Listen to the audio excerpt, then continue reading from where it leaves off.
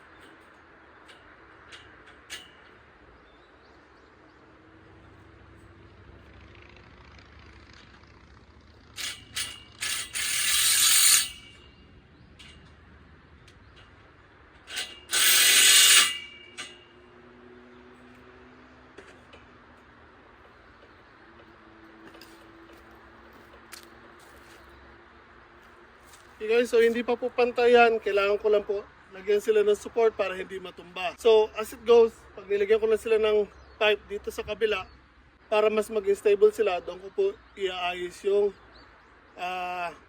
alignment ng mga tubo.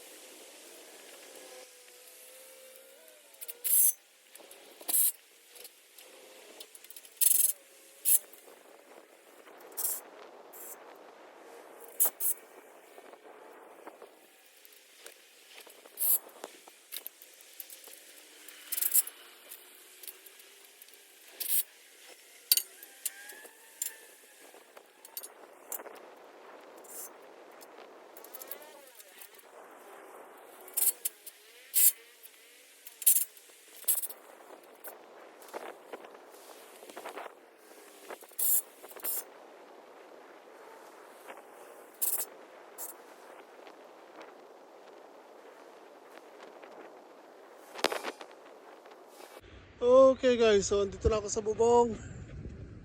Ayan po, nabulok na yung plywood na pinagpapatungan o yung binya. Nagpapatungan ng tile. Kaya yan po, bumagsak na yung mga tile. And so pansamantala lalagyan ko ng kahoy para hindi bumagsak yung tile at tumigil yung pagpasok ng ulan. So hindi ito magagawa ko ng paraan, yung doon hindi. Tsaka yung sa kabila, wala na tayong oras. Okay. So ayan po yung nagawa kong ashiba. So ayusin ko lang muna to guys. Kailangan ko umalis agad. Meron kaming kakatagpuin na tao na nagbebenta ng tractor. So titingnan namin yung binibenta and tatawaran namin kasi medyo mahal yung asking. So, gawin ko lang to. Again, ayan po, yung bubungan. So, see you na lang. Okay guys, so ayan po yung hinayos natin. So, pansamantala, temporary fix yung ginawa natin para lawang pumasok yung ulan.